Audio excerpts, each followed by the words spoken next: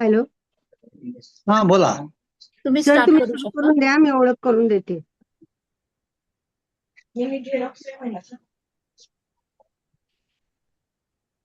आलं का Priya madam? Priya madam नाही, आज साबदे मॅडमचं, प्रिया मॅडमचं काहीतरी भावाचं ऑपरेशन आहे. अरे बापरे, साबदे हम्म. मॅडम करणार का? कशावरती? वक्रीग्रह. वक्री ग्रह. बर बर बर, सांगतो मी बोलू? हो, हो तुम्हीच हो, बोला. सुरुवात करा. हा हा हा. काय? हा. आज जे अधिक मासानिमित्ताने जे 30 व्याख्याने जे असतात, 30 बरं का, 30 नाही, 30 तर त्या व्याख्यानमालांमध्ये सत्रामध्ये आपल्या महिला ज्योतिर्विदच्या ज्या विद्यमान अध्यक्ष आहेत रजनी साबदे, तर त्या आज व्याख्यान देणार आहेत. आणि त्यांचा परिचय म्हटलं तर सर्व परिचितच आहेत. त्या कोणाला माहिती नाहीत, बरोबर की नाही? सगळ्यांनाच माहिती आहेत. आणि अत्यंत अभ्यासपूर्ण त्यांचं व्याख्यान असतं. नक्षत्र.com हे त्यांचं पुस्तक बहुतेक संग्रही ठेवलं असावं, आणि संग्रही ठेवण्यासारखंच ते पुस्तक आहे. अनेक लेख त्यांनी लिहिलेले आहेत, पुस्तकं त्यांनी लिहिलेली आहेत. वक्तृत्वावरती त्यांचा प्रभाव आहे. आणि महिला ज्योतिर्विदच्या त्या ज्याला म्हणता येईल ज्येष्ठ श्रेष्ठ अशा ज्योतिर्विद आहेत. आणि त्यांच्या नेतृत्वाखाली हा वर्षभराचा कार्यक्रम चालू आहे. आणि काही अधिवेशनही त्यांच्या नेतृत्वाखाली ही झालेली आहेत. तर अर्थातच त्यांचं हे आजचं व्याख्यान सगळ्यांना नक्कीच आवडेल. आणि काही कारणास्तव आज प्रिया मालवणकर यांचं होणं होतं व्याख्यान, परंतु काही अडचणींमुळे, वैयक्तिक त्यांच्या काही अडचणी आल्यामुळे आज त्यांचं ते व्याख्यान होऊ शकणार नाही. पण रजनी साबदे या आज व्याख्यान देणार आहेत, आणि सर्वांनी त्यांच्या व्याख्यानाचा लाभ घ्यावा. अत्यंत उत्साही हरहुन्नरी व्यक्तिमत्व आहे त्यांचं. आणि दिलखुलासपणे त्यांचं बोलणं असतं, व्यक्तिमत्व पण तशाच प्रकारचं आहे. तर मी त्यांना विनंती करतो की त्यांनी आपले व्याख्यानाला सुरुवात करावी. मी थोडक्यात जरा थोडासा परिचय करून देते. असं महिला ज्योतिर्विदच्या सध्याच्या अध्यक्ष आहे. अनेक ठिकाणी त्या व्याख्याने देतात, अनेक ठिकाणी लेखही लिहितात. मुख्य म्हणजे त्या तेजी आणि मंदी या विषयावर फार सुंदर लेख लिहितात. अनेक ठिकाणी अध्यक्ष, उद्घाटक, स्वागत अध्यक्षा म्हणून त्यांना निमंत्रित केलेले आहे. त्यांचे नक्षत्र.com आणि मेळ वक्री ग्रहांचा ही पुस्तकं अतिशय खूपच छान आहे आणि माहितीपूर्ण आहेत, की जी संग्रही ठेवावी अशी आहे. नंतर नक्षत्र हा विषय त्यांचा अतिशय चांगल्या तऱ्हेने त्या शिकवतात. त्या वर्कशॉपही घेतात आणि चांगल्या तऱ्हेने अगदी मुळापासून ते शेवटपर्यंत खूप छान तऱ्हेने ते शिकवतात. खूप छान अभ्यास आहे त्यांचा. नंतर आपण ते आता वक्री ग्रहांवर त्या आता व्याख्यान देणार आहे. त्यांचं पुस्तक तर छान आहेच आहे, पण आता त्यांचा जो लेख आपण ऐकणार आहे अतिशय माहितीपूर्ण आहे. आणि आपल्याला ना वक्री ग्रहांबरोबर नेहमी संभ्रम पडतो, की बाबा ह्या ग्रहांचं आपण प्रेडिक्शन कसं करावं, किंवा हा ग्रह शुभ आहे, हा ग्रह अशुभ आहे. ह्या संभ्रमात आणि त्याचं प्रिडिक्शन करण्यात भयंकर गोंधळ होतो. तर आता आपल्याला यांच्या व्याख्यानातनं निश्चित कळेल की वक्री ग्रहांचं प्रिडिक्शन कसं करावं. अशी ही माहितीपूर्ण आपल्याला आज व्याख्यान मिळणार आहे. नमस्कार मॅडम, आपण सुरू करा. नमस्कार. महिला ज्योतिर्विद तर्फे मी आज व्याख्यान देणार आहे. वक्री ग्रहांचे फलित या विषयावर मी बोलणार आहे. तर कुंडलीमध्ये 12 ग्रह, 12 राशी, 12 भाव आणि 27 किंवा 28 नक्षत्रे यानुसार फलादेश ठरविलेला जातो. त्यात वक्री ग्रहांचा फलादेश फार महत्वाचा आहे. तसेच नवमांश स्थितीनुसार सुद्धा फलादेश वक्री ग्रहांचा वर्तवला जातोच आहे. वक्री ग्रहांचा अभ्यास करताना महत्वाचा भाग म्हणजे गती, वक्री स्तंभी अवस्था, वक्री ग्रहांचे फलित हे विचार करण्यासारखे असते. वक्री ग्रहांचे फलित बघताना सर्वात जास्त परिणाम करणारा वक्री ग्रह म्हणजे बुधाचा क्रमांक त्याच्यात वरचा लागतो. हॅलो, आवाज कोणाचा येतोय तर बंद करा.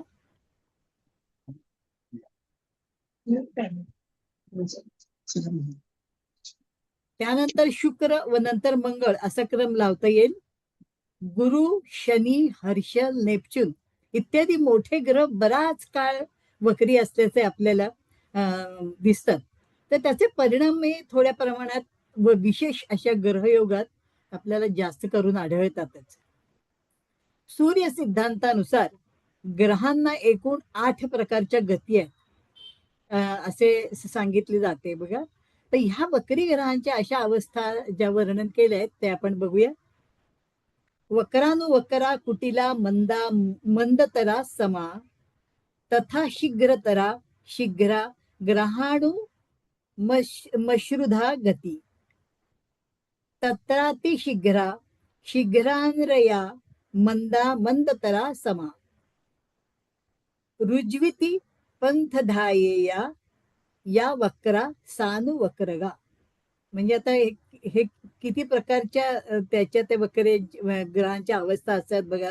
पहिल्यांदी वक्र म्हणजे रेट्रोग्रेड कुटील, नंतर मंदतरा, शीघ्र सॉरी वक्र, त्याच्यात दुसरा अनुवक्र, तिसरा कुटील, चौथा मंद, पाचवा मंदतरा म्हणजे व्हेरी स्लो, आणि सम म्हणजे इव्हन सारखा त्याच्यासारखा, शीघ्र म्हणजे स्विफ्ट, आणि शीघ्रतरा म्हणजे व्हेरी शिफ्ट. यात 1 ते 3 पर्यंत वक्र, अनुग्रह, अनुवक्र, वक्र, अनुवक्र आणि कुटील अशा गती वक्र गतीच गणल्या जातात. तर फलदीपिका या ग्रंथामध्ये श्री मंतेश्वरांनी वक्री ग्रहांच्या स्थितीबाबत विशेष अभ्यासपूर्वक आपली मतं मांडलेली आहेत. जसे चंद्राला पौर्णिमेच्या दिवशी जास्त बळ प्राप्त होत असते, तर बाकी सर्व ग्रह जेव्हा वक्री होतात तेव्हा त्यांनाही चांगले ग्रह प्राप्त झालेले असते. जरी ग्रह शत्रू राशीत असला, ग्रह नीच राशीत असला व तो वक्री असल्यास उच्च ग्रहाप्रमाणे फल देत असतो. तसेच जरी ग्रह वर्गोत्तम म्हणजे ज्या राशीत असून त्याच नवमांशात असतो, तो स्वराशीप्रमाणे उत्तम शुभफल देतो. तसेच या ग्रहांची दशा, अंतर्दशा चालू असेल व तो ग्रह भावाचा स्वामी असेल, त्या भावासंबंधी शुभफल तेव्हाच मिळते जेव्हा त्या भावाचा स्वामी दशामय स्वगृही उच्च राशीत किंवा वक्री असेल. दशापती नीच राशीत, शत्रू राशीत, अस्तावस्थेत अस्त असेल तर, किंवा 6-12 या दुस्थानात पडल्यास जातकाला अशुभ फळ मिळू शकतात. ज्या ग्रहांची महादशा चालू असेल तो ग्रह गोचरीनी अस्तंगत किंवा शत्रू राशीत असल्यास अशुभ फल प्राप्त होते. व ज्या ग्रहांची महादशा, अंतर्दशा चालू असेल व गोचरीनी स्वराशीत किंवा उच्च राशीत असून तो ग्रह वक्री असला तरी जातकाला शुभ फल प्राप्त होऊ शकते. आपल्या पूर्वासुरींनी वक्री ग्रहांचा चांगला अभ्यास केला होता. महाभारत काळात ग्रहांच्या वक्री अवस्थेचा उल्लेख निश्चित सापडतोय आपल्याला. महाभारत काळी महर्षी व्यासांनी धृतराष्ट्रास सांगितले होते की कार्तिक महिन्यास, म्हणजे जेव्हा युद्ध सुरू होते ना तेव्हा त्यांनी परिस्थिती सांगितली होती बघा. कार्तिक महिन्यानंतर युद्धास सुरुवात होईल. हे केतू हस्त नक्षत्रात असेल, तसे धूमकेतूंनी पुष्य नक्षत्र ओलांडले असेल, मघा नक्षत्रात मंगळ असेल, पूर्वा नक्षत्रात गुरु वक्री असेल, हे पण त्यांनी सांगितलं होतं. गुरु वक्री असेल मघा नक्षत्रात, शनी शुक्र तेथेच असावेत, म्हणजे तिथे शनी शुक्र तिथेच असणार आहे. आणि चंद्र सूर्य रोहिणी नक्षत्रात असतील, शुक्र व शनी मात्र विशाखा नक्षत्रात वर्षभर राहतील. एवढं त्यांनी युद्ध जेव्हा सुरू झालं तेव्हा त्यांनी त्या स्थितीचं गोचर त्यावेळेस काय असेल ही परिस्थितीचं वर्णन केलंय. तर आता आपण बघूया वक्री ग्रह होणे म्हणजे नेमकं काय असतं. अंतराळामध्ये ग्रह म्हणजे वर्तुळकार मार्गाने भ्रमण करीत असून भ्रमण करीत नसून ते अंडाकृती मार्गाने फिरत असतात. गोल फिरतात असं नाहीये ग्रह, तर ते अंडाकृती या मार्गाने फिरत असतात. ग्रह स्वतःभोवती फिरत असतातच. सूर्याभोवती भ्रमण करतात, स्वतःभोवती फिरून ते सूर्याभोवती भ्रमण करतात. फलज्योतिषात ग्रहगणित हे रविमध्य पद्धतीत नसून भूमध्य पद्धतीत आहे. कारण आपण भूपृष्ठावर वास्तव्य करीत असतो. एका ठराविक वेळेत ग्रह एकमेकांना ओलांडत आहे असे वाटते. ग्रह एकमेकांना ओलांडत म्हणजे एकाच्या मागे पुढे जात आहेत असं वाटतं आपल्याला. तसा आभास निर्माण होतो पृथ्वीवर, आकाशामध्ये तसं वाटतं आपल्याला किंवा आभास निर्माण होतो. एक ग्रह स्थिर असतो आणि दुसरा ग्रह पुढे जातो आहे असे वाटते. धावत्या वाहनात मी त्यांनी उदाहरण दिले की वाहतं धावून म्हणजे रेल्वे वगैरे बघू आपण, तर रेल्वे धावत्या वाहनात बसले असताना आजूबाजूची झाडे झुडपे आणि इतर स्थिर वस्तू सतत पळत असल्याचा आपल्याला नेहमी भास होतो बघा. तर या अवस्थेलाच ग्रहांची वक्री अवस्था मानली जाते. हे ग्रह ऍक्च्युली तिथेच असतात, पण जी गती असते ना त्या गतीमुळे आपल्याला असं वाटत असतं की हा मागचा ग्रह पुढे चाललाय किंवा ते एकमेकांना टक्कर देत आहेत वगैरे, असं ही परिस्थिती आहे असं वाटतं आपल्याला ऍक्च्युली. वक्री ग्रह होणे ही दृष्टी सापेक्ष म्हणजे दृष्टीला दिसणारी मृगजळासारखी क्रिया असते. व्यक्तिमत्व अतिशय आणि विलक्षण तडफेने वागताना ते दिसत होते. हे जे प्रतिक्रिया क्रिया होते ते अतिशय पटापट पटापट होते. सर्व जगाचे लक्ष ते खेचून घेतात किंवा राष्ट्रात समाजात बऱ्याच मोठ्या प्रमाणात नैसर्गिक सामाजिक राजकीय उलथापालथ त्यावेळेस होताना दिसते. या ग्रहांचे परिणाम असे होतात.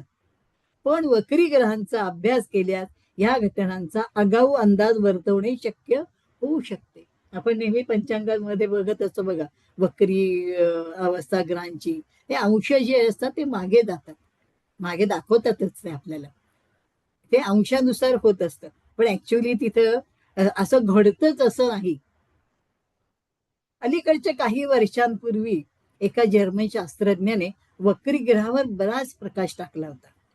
एखाद्या व्यक्तीच्या जन्मवेळी म्हणजे जन्म तारखेस कुंडलीतील ग्रह पृथ्वीपासून किती जवळ किंवा किती दूर आहेत हे विचारात घेऊन त्या ग्रहांना मूल्य किंवा गुण त्यांनी दिलेले आहेत. त्याची गुणवारी त्यांनी केलेली आहे. जन्मकाळी किंवा जन्मतारखेस कुंडलीतील ग्रह पृथ्वीच्या अगदी जवळ असेल म्हणजे अत्यंत निकट, पृथ्वीच्या निकट जवळ असेल तेव्हा त्याचे गुणांकन 100% इतके होते. तर तो ग्रह पृथ्वीपासून अगदी दूर असल्यास त्याची किंमत 0 होते. लांब पृथ्वीवर असेल तर त्याचा म्हणजे कसं म्हणजे त्याचा परिणाम पृथ्वीवरच्या वातावरणावर होऊ शकत नाही. म्हणून त्यांनी हे असं हे 100% किंवा अजिबात दिसत नाही 0% असं लिहिलेलं आहे. जेव्हा पृथ्वीच्या जवळ असतं की त्याचा परिणाम जास्त होतो ना पृथ्वीवरच्या लोकांवर. तर या शास्त्रज्ञांच्या अनुमानानुसार अनेक प्रसिद्ध व्यक्तींच्या कुंडल्यांचा अभ्यास करताना बरीच अनुमानानुसार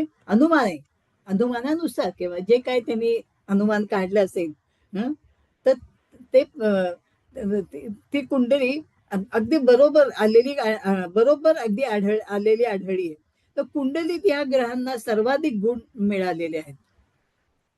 या ग्रहांच्या गुणधर्मांचा कारकत्वाचा जीवनावर परिणाम होताना दिसेल किंवा ग्रहांच्या गुणानुसार कारकत्वानुसार ते आढळेल. आता आपल्याला माहितीये प्रत्येक ग्रहांचं कारकत्व काय आहे किंवा ते कुठल्या किती दर्जाचे आहेत, कुठल्या राशीमध्ये बसेत, कुठल्या भावात आहेत ते याच्यावरनं आपण बघतोच ना, सांगतो वक्री ग्रह आहेत हे म्हटलं तरी आपल्याला त्याचा आपण आणि सध्या व्हिडिओवर वगैरे तर हे सारखं त्या ग्रहांच्या अवस्थेबद्दल नेहमीच आपल्याला सांगितलं जातं आणि ते आपण ऐकतो.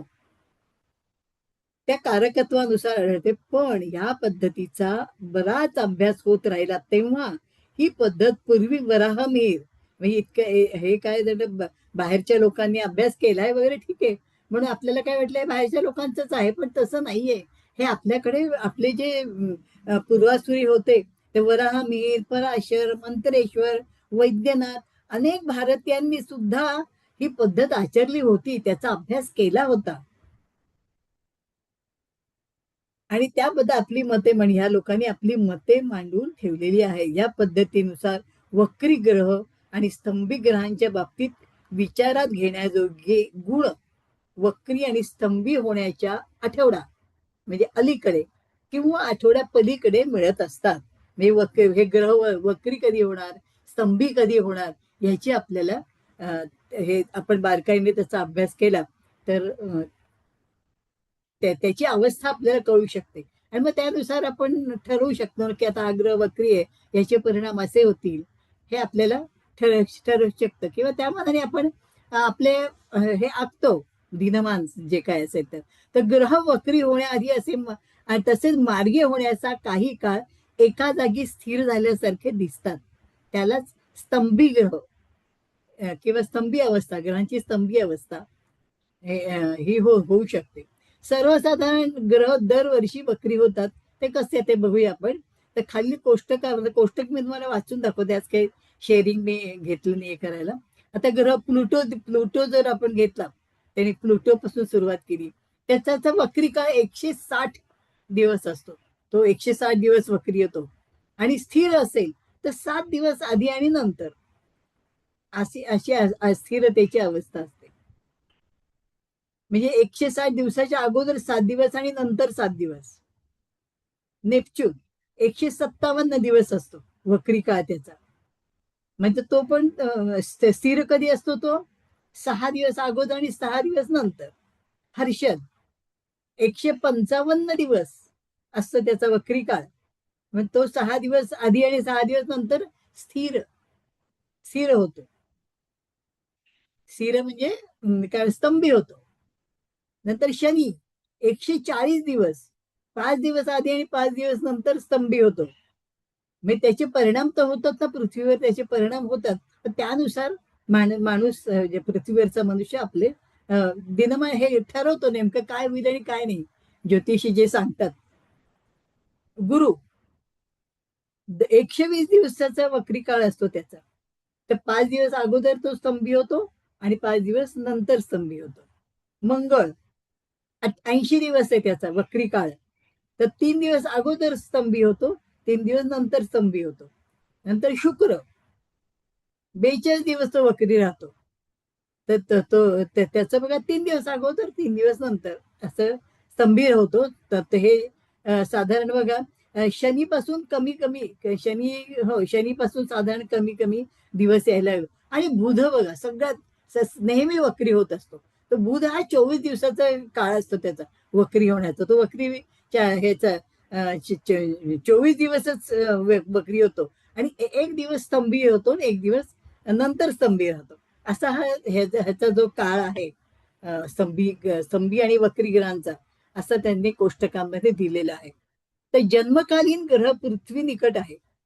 जन्मकालीन ग्रह पृथ्वीच्या म्हणजे जवळ आहे जन्मकालीन, आणि पृथ्वीपासून दूरही आहे. ह्यानुसार या ग्रहांचा व्यक्तिमत्वावर बरा वाईट परिणाम होतो. म्हणजे आपण जेव्हा माणसाचा जन्म जेव्हा होतो तेव्हा काही ग्रह पृथ्वीच्या निकट असतात, जवळ असतात, आणि काही ग्रह दूर असतात. तर त्याप्रमाणे माणसाच्या कुंडलीमध्ये ते आले वक्री ग्रह कसे आहे ते, म्हणजे स्तंभी आहे का वक्री आहे याचा परिणाम त्यानुसार आपल्या कुंडलीवर होत असतो. व्यक्तीस जन्मानुसार काही उणीवा, कमतरता वा कम नशीब प्राप्त होते. ते वक्री ग्रह दर्शविताना सप्तमेश वक्री असतात. पती आणि पत्नीस वैगुण्य असण्याची शक्यता असते. हे वैगुण्य शारीरिक व मानसिक दौर्बल्यापर्यंत कोणतेही असू शकतं. दशमात वक्री ग्रह व दशमेश वक्री असतात. व्यवसायात अस्थैर्य हे काय म्हणतात त्याला, स्थैर्य येऊ शकत नाही. अशी व्यक्ती स्वतःहून बदल घडवते व प्रतिकूल परिस्थितीमुळे बदल घडून येतच असतात. अशा व्यक्तीने ते मान्य करून आपला जीवनक्रम आखणे आवश्यक आहे. हे त्यावेळेस बाबा वक्री आहे ग्रह, त्यानुसार त्या ग्रहांची काय हे असतील उपाय असतील तर ते करावेत आणि आपले मार्ग अनुसरावेत. तर ग्रह वक्री होण्या अगोदर काही काळापर्यंत एका जागी स्थिर झाल्यासारखे दिसतात, त्याला स्तंभी अवस्था असं म्हणतात, ते बघितलंच आहे आपण. तर जन्मकुंडलीतील बुध, शुक्र, मंगळ, गुरु आणि शनी व आता नव्याने सापडलेले हर्षण, नेपच्यून, प्लुटो हे ग्रह वक्री असतात. वर्षातून बुध 2 वेळा 3 वेळा वक्री असतो. बुध हा जास्त वक्री होतो. शुक्र, मंगळ हे 2 ग्रह सामान्यतः 2 वर्षांनी एकदा वक्री ग्रह होतात. उरलेले ग्रह वर्षातून एकदा वक्री होतात आणि ग्रह वक्री ज्या दिवशी होतो त्या दिवसाच्या अलीकडे किंवा पलीकडे 3 दिवस स्तंभी साधारण आपण हे कोष्टक बघितलेले, पण मागे पुढे सुद्धा त्याच्यातनं होऊ शकते. ही जनरल त्यांनी कोष्टक दिलेले. ज्या दिनांकाला मार्गी होतो, आता स्तंभी होऊन तो मार्गी म्हणजे संपलाच, त्याचा स्तंभी पण संपला, तो स्टेडी जो होता तो हल्ला. ज्या दिनांकाला मार्गी होतो त्या दिनांकाच्या अलीकडे पलीकडे पुन्हा स्तंभी होतो. ग्रहांच्या वक्री अवस्थांपेक्षा स्तंभी अवस्था शुभत्वाच्या दृष्टीने फार शक्तिमान असते. म्हणजे वक्री ग्रहांच्या अभ्यासाच्या दृष्टीने जन्मकुंडलीतील वक्री ग्रहांचा अभ्यास 3 प्रकारात विभागला जातो. एक म्हणजे ग्रहांचा वक्रीपणा, 2 म्हणजे ग्रह वक्री होतानाचा स्तंभी काळ आणि ग्रह मार्गी होत असतानाचा स्तंभी काळ. या जन्मकुंडलीतील पृथ्वीच्या जवळ जे ग्रह असतात त्या ग्रहांच्या माध्यमात किंवा ज्योतिष्य गुणधर्मांच्या संदर्भात व्यक्तीच्या जीवनात काही शुभत्वाच्या घटना घडत असतात किंवा घडलेल्या असतात. जन्मकुंडलीतील मंगळाजवळ बुध वक्री, मंगळाजवळ शुक्र वक्री, गुरुजवळ शुक्र वक्री, बुधाजवळ शुक्र वक्री असे अनेक ग्रहयोग होताना आढळतात. कुंडली बघताना वक्री ग्रह जन्मकुंडलीतील ज्या भावात असतो, कुंडली बघताना वक्री ग्रह ज्या भावात असतो त्या भावावरून ज्या ज्या गोष्टी बघितल्या जातात त्यापैकी एका गोष्टीत तरी स्थायी असे विक्षिप्त किंवा विचित्र अनुभव माणसाला अनुभवाला मिळतात. एखाद्या भावात पापग्रह वक्री असतात, जसे जोरदार फळ मिळेल तितकेच जोरदार फळ शुभ ग्रह देतीलच असे आढळून येते. तसेच भावात किंवा स्थानात ग्रह वक्री असून तो स्तंभी असल्यास काही विचित्र फळ अनुभवास येऊ शकतात. जसे धनस्थानात बुध वक्री असताना विशेषतः स्तंभी असता बोलणे आणि वाचे संबंधी काही वेळा धनस्थान म्हणजे लग्नापासून दुसरं धनस्थानामध्ये बोलणं येतं ना, तिथे तर बोलणे आणि वाचे संबंधी काही वेगळा अनुभव दिसून येतो माणसाला. काही लोकांना सर्वसामान्य लोकांपेक्षा तो वेगळा असतो, काही लोकांना सर्वसामान्य लोकांपेक्षा तो अनुभव वेगळा असतो. एखादा वाचा दोष पण आढळतो तिथे जन्मतः वक्री जर असेल ना तर तिथे वाचा दोष पण आढळू शकतो किंवा बोलताना तोत्रेपणा येतो. दोष म्हणजे काय, किंवा काही माणसं फटकळ असतात, काही आपण काय बोलतो ते त्यांच्या लक्षात येत नाही. तर मंगळ बघा, मंगळ द्वितीयात मध्ये वक्री असतात, काय होतं, तिखट खाणे, त्यांना तिखट फार आवडतं. द्वितीयात बघ तिथे पण खाण्याची गोष्ट येते ना, द्वितीयामध्ये तिखट खाणे होते. तोंडाला उष्णतेचे विकार सतत संभवतात. कुटुंबात कोणाच्या फारसे पटत नाही. एक तर मंगळ म्हणजे तसं काय म्हणतात त्याला, हे काय त्रास देणार की अरेरावी करणारी वृत्ती असणारा मंगळ ग्रह आहे. तर त्याचं कुटुंबामध्ये फारसं, कारण तो कुटुंब स्थान पण आहे ना, तर कुटुंबामध्ये तसं काही फारसं जमतच असं काही नाही. तर घरात चोऱ्या बिऱ्या पण होऊ शकतात. म्हणजे मंगळ चोर येऊन हे करू शकतात, घरात छोट्या मोठ्या चोऱ्या होतच असतात. ह्या मंगळ वक्री असेल तर ग्रह ज्या राशीत असतो तिथे वक्री, स्तंभी आणि मार्गी असता. ज्या राशीत ग्रह असेल तेथे वक्री, स्तंभी आणि मार्गी असतात. त्या राशीचा भावाचा निरनिराळ्या अवयवांवरही त्याचा अंमल असतो. त्या संबंधित अवयवांचे रोग होणे, त्यांना त्रास होणे अशी त्रासदायक विचित्र फळे अनुभवास येतात. जसे मेषेमध्ये लग्नी मंगळ वक्री असतात, विशेषतः स्तंभी असता, डोक्याला अपघात होणे, मेषराज पहिली म्हणजे मस्तक येतं ना तिथे, चेहऱ्यावर इजा होणे, चेहऱ्यावर जखमेची खूण असणे, हे वक्री ग्रह तिथे असले की परिणाम होऊ शकतात, इत्यादी प्रकार दिसून येऊ शकतात. सर्वसाधारण युती, प्रतियुती, केंद्रयोग, लाभयोग, नवपंचम योगात वक्री ग्रह असता काही फळे अनुभवास येतात. 2 ग्रहांची युती असतात, त्यातील एक ग्रह वक्री स्तंभी असताना प्रभावी असू शकतात. अतिशुभ किंवा अति अशुभ ही फळे अनुभवास येऊ शकतात. 2 ग्रहात केंद्र आहे किंवा त्यातील एक ग्रह अंशात्मक स्तंभी किंवा वक्री असता जोरकस अशुभ फळे अनुभवाला येतात.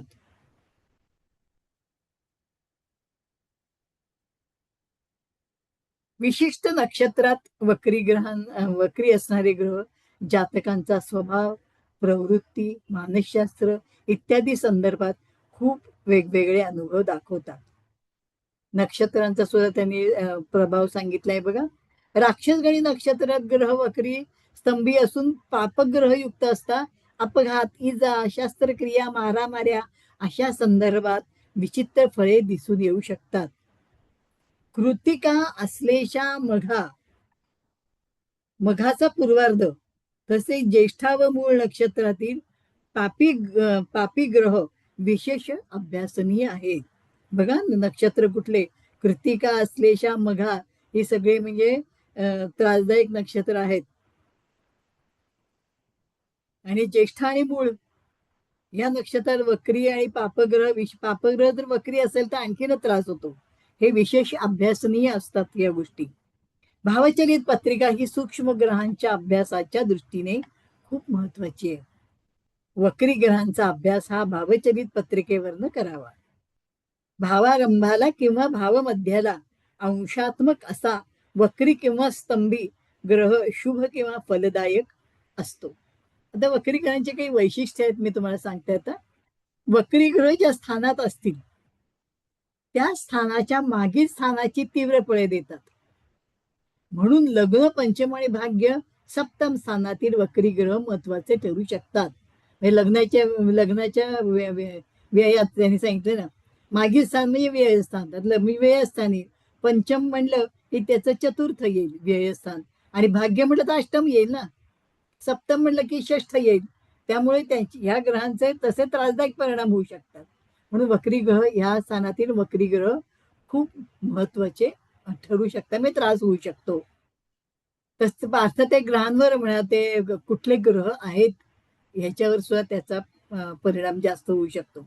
तर वक्री ग्रह ज्या स्थानात आहेत त्या भावाचे मालक आहेत, आणि ते ज्या भावाचे मालक आहेत त्या भावासंबंधी काही विचित्र आणि अनपेक्षित असे परिस्थितीत अचानक बदल करणारी ही फळे आपल्याला मिळतात. व्यक्तीच्या जीवनात त्यांचा आविष्कार निश्चितपणे दिसून येतोच. वक्री ग्रह कुठल्या स्थानात आहे हे पाहणे महत्वाचे. सगळ्यात महत्वाचं म्हणजे स्थान कुठलं आहे, त्याप्रमाणे तो कुठल्या राशीत असून कुठल्या राशीकडे जात आहे. कुठल्या राशी ते समजा तो सप्तमात असेल, जातोय कुठे, अष्टमात जाणार आहे ना तो, तर अष्टमाकडे तो राशीकडे जाते हे अभ्यासावे निश्चितच. त्यामुळे ते खूप महत्वाचं आहे त्याचा अभ्यास करणे, कारण त्यानुसारच फलादेशामध्ये फरक पडतो. ग्रह नीच राशीत जात आहेत की उच्च राशीत जात आहेत, स्वगृही जात आहेत की मित्र राशीत जात आहेत, मित्र ग्रहांबरोबर युती करण्यात जात आहेत की शत्रू ग्रहाबरोबर आहेत, हे अतिशय बारकाईने बघणे खूप महत्वाचे आहे. उदाहरणार्थ कुंभ लग्नी गुरु वक्री एक अंशावर असेल ना, लग्न कुंभ आणि गुरु वक्री तिथे, तो एक अंशावर असेल तर त्याची वाटचाल हळूहळू मकर राशीकडे होत जाते, म्हणजे तो मागे जातो. मकर राशीकडे होत असून तो व्ययस्थानातील फळे देऊ शकेल. कारण तो त्यांनी कुठे सांगितलंय, एक अंशावर येतो, लग्नी आहे, त्यामुळे तो वक्री झाला म्हणजे तो मागे मागे जाईल, त्याच्यामुळे त्याचा परिणाम त्रासदायक होऊ शकेल. एक अंशावर असेल कारण शेवटचा आहे ना तो, तर त्याची वाटचाल हळूहळू मकर राशीकडे होत असून तो व्यवसायातील फळे व्ययस्थानातील फळे तो देऊ शकतो. मकर ही गुरुची नीच रास असून कुंभ लग्नाला तो धनेश आहे आणि लाभेश पण होतो. त्यामुळे सदर जातक स्वहस्ते धनाचा व्यय करू शकतो किंवा धनासंबंधी एखादे अशुभ फल पण मिळू शकते. आता वक्रीकरणाचं फलित कसं काय ठरवायचं ते बघूया आपण. वक्रीकरणाचे फलित कसं काय ठरवायचं बघूया. तर वक्रगो उच्चगो वा महाबली म्हणजे काय आहे, तर वक्री ग्रह शुभ ग्रहांइतकेच बलवान समजावेत. वक्री ग्रह इतर ग्रहांबरोबर युक्त असता त्यास अर्धेच बळ मिळते, इतर ग्रहांची शक्ती कमी होते. वक्री ग्रह इतर ग्रहांबरोबर असेल तर त्याला अर्धच फळ मिळतं. त्याला इतर ग्रहांची शक्ती कमी होते त्याची. आता उच्च ग्रह वक्री बरोबर युतीत असेल, वक्री ग्रह असेल तर त्याचे उच्च राशीप्रमाणे शुभत्व समजावे. हे चांगलं आहे. उच्च ग्रह वक्री ग्रहांबरोबर म्हणजे युतीत असेल तर वक्री ग्रह असेल तर त्याचे उच्च राशीप्रमाणे शुभत्व त्याला मिळेल. उच्च ग्रह वक्री ग्रहांबरोबर असता उच्च ग्रहांची ताकद वाढेल म्हणजे त्याचं शुभत्व वाढेल. एखादा ग्रह नैसर्गिक पापग्रह परंतु मित्र वा निसर्गतः मित्र ग्रहांबरोबर असतो, तर वक्री ग्रह युतीत वा दृष्टीत असता फलित दृष्ट्या बलवान होतो. वक्री ग्रह ज्या भावांचा अधिपती असतो त्या भावांच्या कारकत्वात न्यून आणतो. ग्रह गतिशून्य असतो म्हणजे त्याला गती नसते, तो स्वतःच्या कारकत्वापैकी एखाद्या बाबतीत वैगुण्य देतो. गतिशून्य म्हणजे स्तंभी असं म्हणा, गतीच नसते त्याला. वक्री ग्रहाच्या स्थानात असतो त्या स्थानात चमत्कारिकपणा आढळून येतो. एखादा ग्रह मूळ कुंडलीत वक्री असेल व पुन्हा गोचरीने दृगोचर होतात. म्हणजे एखादा ग्रह मूळ कुंडलीत जर वक्री असेल तर तो पुन्हा गोचरीने असता तो दृगोचर म्हणजे त्याचं दुप्पट त्याचं काम होऊ शकतं. केंद्रातील शुभ वक्री ग्रह फल देण्यास असमर्थ होतात. केंद्रामध्ये जर वक्री ग्रह असेल तर त्याचं फल कमी मिळतं किंवा मिळताना जरा काचकूच करतात ते. केंद्रस्थानात म्हणजे 1, 4, 7, 10 अशुभ ग्रह वक्री किंवा रवी शनी मंगळ राहू हर्षल नेपच्यून प्लुटो असता फलित दृष्ट्या अशुभ समजावे. म्हणजे ते केंद्रामध्ये त्याचा फारसा चांगला परिणाम होत नाही. अशुभ स्थानातील म्हणजे 6, 8, 12, 11, 3, 7 ते वक्री ग्रह पापग्रह उत्तम फळे देतात. पापग्रह म्हणजे जो वक्री असेल ना तर उत्तम फळं मिळू शकतात. केंद्रा व्यतिरिक्त शुभ भावातील वक्री ग्रह जर पापग्रह असेल तर शुभ स्थानाची नाट्यपूर्ण फळे मिळतात. पत्रिकेतील शुभ ग्रह गुरु शुक्र चंद्र आणि बुध वक्री असता फळात निश्चित वैगुण्य तुम्हाला दिसतं. त्याच्यामध्ये शुभ व बलवान ग्रह फलांचे दृष्टी अतिशय महत्वाचे असतात. त्यांचे शुभाशुभत्व राशी आणि भावस्थितीवर अवलंबून असते. एखाद्याचे पत्रिकेत मंगळ लाभात असून तो वक्री आहे तर अशा व्यक्तीस अनेक मार्गाने पैसे कमवण्याचा जबरदस्त मोह असतो. अशा मंगळावर जेव्हा इतर अशुभ ग्रह वक्री होऊन येतो तेव्हा भ्रष्टाचाराचे आरोपाखाली अचानकपणे सापडतो. एखाद्या कुंडलीतील शुक्रासारखा ग्रह वक्री असतो तो कोमल सौंदर्यदृष्टी व शृंगारिक असतो. मंगळ किंवा हर्षलप्रमाणे शुक्रावरून होत असताना मंगळ किंवा हर्षलची भ्रमणे शुक्रावरून होत असताना नाट्यमय प्रसंगाची निर्मिती होते. राजकीय व नाट्य क्षेत्रातील व्यक्ती अचानक प्रसिद्धीस येतात व अचानक पदच्युतही होऊ शकतात. वक्री ग्रहांचा अभ्यास करून अशा प्रश्नांची अचूक भविष्य आपल्याला वर्तवता येते. असे वक्री ग्रहांचं मी अतिशय थोडक्यामध्ये तुम्हाला त्याचं वर्णन केलेलं आहे. तर धन्यवाद. महिला ज्योतिर्विद ज्याच्यात मला बोलायला मिळालं त्याच्याबद्दल मी धन्यवाद मानते. नमस्कार. सर बोलताय? सर आहेत का ग? आहेत. सर जाऊ दे, बोलून टाक तूच. उठून गेले का काय? आले असं. साबदे मॅडमनी अतिशय सुंदर भाषण केले. खरं म्हणजे जे बारकावे आहेत ना वक्रीगृहाचे हा, येतो का आवाज? हा मग बोला बोला. हा, नाही मध्येच काय झालं प्रॉब्लेम आला काहीतरी. तर हम्म. ऐनवेळी खूप चांगला विषय मांडला आणि या वक्रीकरांचा अभ्यास करताना मला एक वेगळं निदर्शनास आलं. म्हणजे आपला प्रत्येक जण आपापल्या परीने काही वेगळा त्याच्यामध्ये बरोबर. फॉर्म्युला काढतात, तो प्रयत्न असतोच आपला.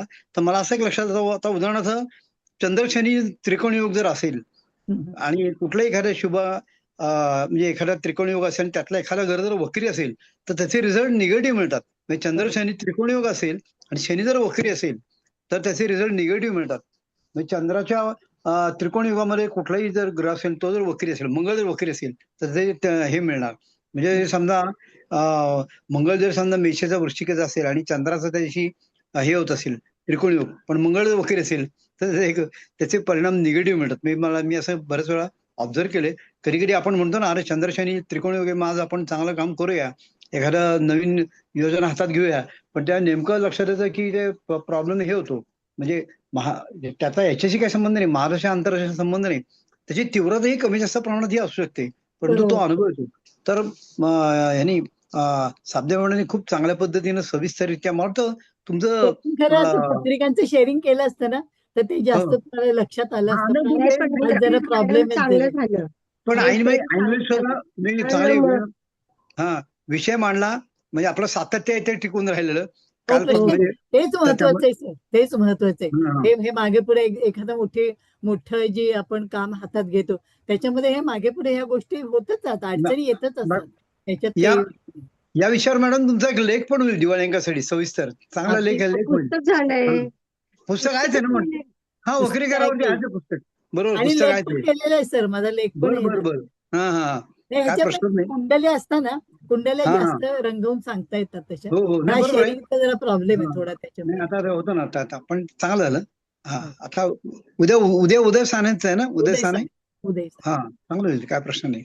उद्या उद्याचं चांगलं उद्या केलं. माझा 6 ते 8 एक ज्योतिष अभ्यास वर्ग म्हणून ऍक्टिव्हिटी पूर्वी वैद्य सर घ्यायचे ना, हा तर हा आता तर तो क्लास दुसरं कोणतरी घेतो, शमिका काय त्या कर्वे म्हणून त्या आता चालवतात वाटतं.